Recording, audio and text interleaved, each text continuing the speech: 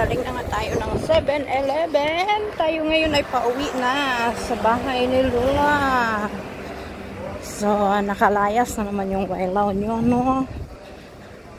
Standby lang kayo, guys. At ipapakita ko sa inyo ang place ni Lola dito sa Taiwan. Sa province ng Xinjiang, Changhua. So, ito yung elementary school nila. Shindong. Under construction pa yung harap. Pero napakaganda ng school na yan, guys. Yung loob. Pakalinis. Daming halaman. Diba? So, ito yung lalakad lang tayo kasi wala tayong sasakyan and hindi marunong mag-drive ang wailaw yun, ang motor. Bike din wala, kaya tanging paa lang yung kakampi natin. Yes, pero okay lang yun, guys. Exercise na rin yun para matanggal yung mga fats. May ganun, mga fats talaga. Nakakahingal din pala, no? Habang naglalakad, tas nagsasalita. So, ayan, oh.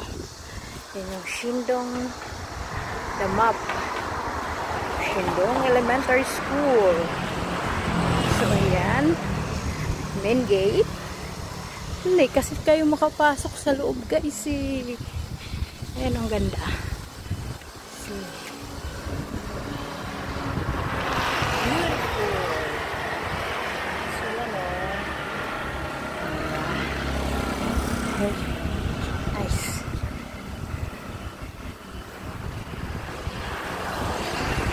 Yan po yung kabuuan niya.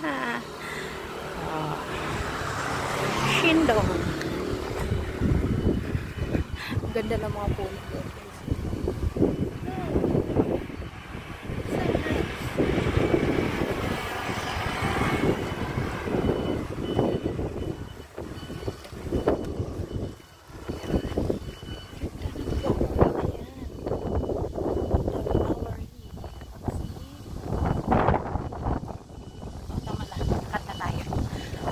Na si Lola.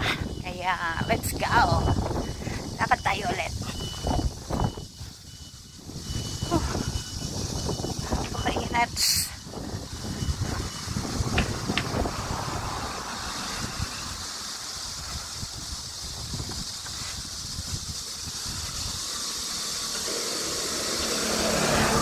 Kuha lang tayo ng ating parcel and this is it. Pansit. O, ayan.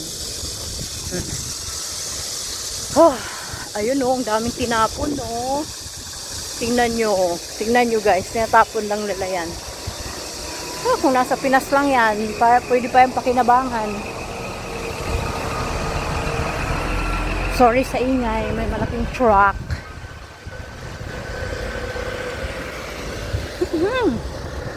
Kung nakita yun, muntik na tayo sa motor, So, ayan, guys, yung farm ng peanut. The peanut farm. Lawak niya, no? Yun. Ayan. And the rice field. Oh, grabe. Napakainit dito sa Taiwan ngayon. Bongga din naman yung lamig nung nakaraan. Kung gaano kaginaw. Nakaw. Binawian naman tayo ngayon ng sobrang init na panahon. But it's okay.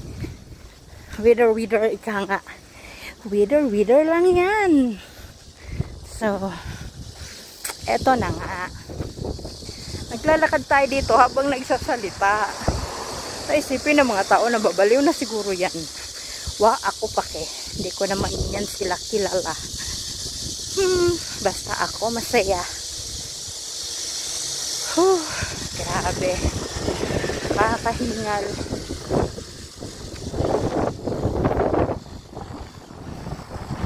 Sobra ako na-amaze talaga dito sa Taiwan, guys. Yung mga girls nila dito, napaka-independent. Yeah. May mga kaya yan, mga anak ng mayayaman. At mga mayayaman talaga. May mga sariling negosyo yan sila. Hindi yan sila umaasa sa mga asawa nila. Tapos, may mga kanya-kanya yan silang sasakyan. Nakakatuwa kasi mababaeng tao pero ang lakas ng loob mag-drive. Ako, independent din ako. Pero takot ako mag-drive kahit motor. Pero sila hindi. Talagang kung kaya ng mga lalaki, kaya din nila ganun. Tsaka dito guys, napaka marespeto ng mga tao. Mga kapitbahay dito, hindi may ingay. Kasi priority nila yung bawat isa, so naobserbahan ko lang ha, uwi ng bahay, paghahanda yung mga anak, pagkatapos sikasuhin yung sarili, pahinga, pasok kinabukasan, ganun yung routine nila. Wala kang makikita ditong yung katulad sa atin na from morning until night nagchichismisan. Wala. May mga marites din naman dito, mga matatanda, pero hindi katulad sa atin nagtatambayan sa kanto para magmaritisan ng buhay na may buhay. Sa kanilang mamaritisan din naman sila, pero alam mo yung mahaba na yung 30 minutes tapos naghiwalay na kagad. Ganun, yung parang hoy, kumusta si Tarpulana? Ganito, ganyan. Tapos na, ganun lang. Tapos, uwi na yan sila sa mga kanya-kanyang lambahay. Katulad sa atin na mula umaga hanggang gabi, hanggang kinabukasan, hanggang sa yung mga anak ay napapabayaan na lang na nagtulo na yung sipon, hindi man mapunasan, mauna pa yung chismis. Wala na nga ihahaing bigas sa pagkainan, chismis pa yung inaatupag.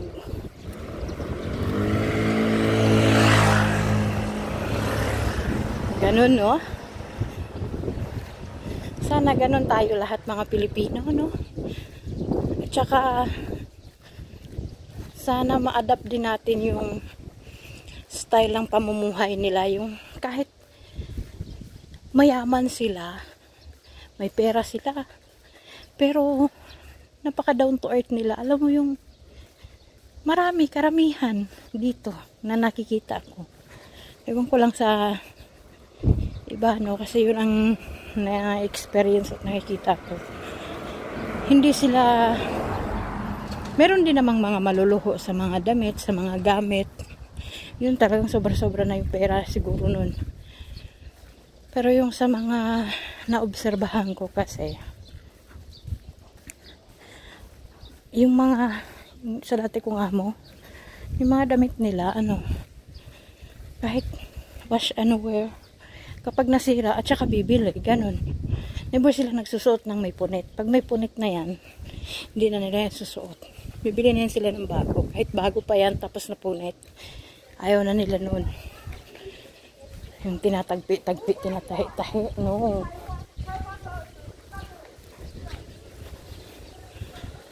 Bibili sila isang pares, dalawang pares, ganun. Tapos every year, every year yan silang naglalabas ng mga lumang damit sa closet na, as in lahat talaga. Buong kwarto nila, bago mag Chinese New Year, kailangan bagong bedsheet, bago lahat. Ganun. Ewan ko lang sa iba, basta yung sa dati kong amo, ganun. Talagang pati bubong ng bahay paliliguan. Tapos yung kwarto talagang wawagwagin yan. Sulok-sulukan talagang lilinisin. Kailangan pagsalubong sa Chinese New Year ay malinis lahat at bago. Ganon sila. So ang ganda ng palay, oh. Sobrang ganda ng palay na yan. Napakabongga ng harvest nila ngayon. Walang yung saktong tamang-tama sa pagdating ng walang insekto, tapos sakto yung pasok na pasok siya sa tamang init ng panahon, at talagang pasok na pasok siya sa pagtatanim nila, yung Pagkatapos ng winter, tanim sila kaagad. So,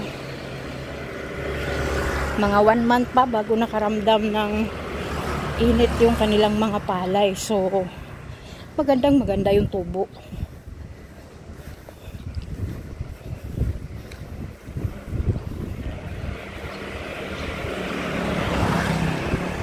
Oh, grabing init ito. So, malapit na tayo, no? Isipin nyo ilang minuto din tayo naglalakad sa kainitan ng araw. Pero okay lang.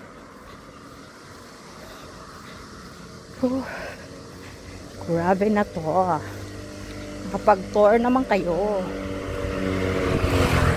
Ayun, girl, yung driver. Ang cute. Nakamotor. Ang ganda pa ng kulay ng motor niya.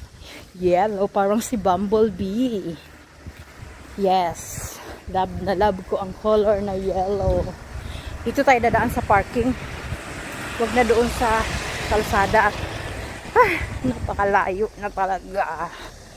Anyway, malapit na tayo. Nakikita ko na yung aking paboritong puno. Ay, ano. Grabe. Ang init. Parang feeling ko nasa Saudi Arabia ako. Alam niyo, nung bagong dating ako dito sa Taiwan, hindi naman ganito kainit. Oo. Talagang climate change na lang talaga. Kasi nung bagong dating ako dito, ganito, maulan-ulan eh. Ngayon talagang bukang-buka yung araw eh. So ayan yung paborito kong puno. Napakalilim po dyan at napakalamig ng hangin. Tayo tatambay saglit. Oh, grabe. Astig ng puno na ito. Lahat ng bagyo, winter, tag-init, tag-ulan. Lahat ng season ng panahon dinaanan niya na. Yes. So, ito yung tambakan nila ng mga car. Ayan, makikita natin maraming lunggan dyan at saka mangga. May lychee din pero wala ng bunga kasi hindi na season. Ayan yung aming neighborhood. Yan, mga neighborhood. O, diba? Ang daming neighborhood dito pero walang marites sa labas. Yan. Oh. Karating na rin. Yung itsura ko ay para na akong aswang. Kagulo-gulo na ang aking hair. Anyway, magulo naman talaga ang aking buhok. Hindi kulot pero parang ano, parang stick sa tuwid. Napakatigas. Alam niyo ba dati, tinry kulutin yung buhok ko. Sa awa ng Diyos. Naubos na lang yung medisina ng pangkulot. Hindi pa siya kumulot. Kukulot siya saglit. Pag sinuklay mo, pak, wala na. Tuwid na siya ulit. Oh, we're here. So, ang ganda ng flowers ni ate. Oh. Si nanay nagwawalis. Oh. Sipag ni nanay. Oh. At ang ating mga sinampay. Ayan. Kitang-kita ang iyong K. Inyong kabuangan. Kitang-kita ang iyong kabuangan. Diyos ka. Tuyong-tuyo ang ating sinampay. Oh, thanks God. We're here na. And pahinga muna tayo saglit bago tayo pumasok sa loob. At ayan po ang aking mga babies. So, that's my beautiful flower. That's it. And this one. And this one. And that one. And may mga gulay. Yan ang aking mga gulay. At ito yung mga kaetsusihan, chenes. Yan, masarap yan. Iluto sa itlog. Pero itong itlog, lagyan mo ng ganyan. Yan ay tinatawag namin sa Bisaya na sangig. And, ayan. Yan lang yung aking mga kaaribahan dito. Ayan ang aking santan, bagong tubo. Pero okay na siya. And that one. So, ayan. Ang aking beautiful flowers for the day. Uh-oh.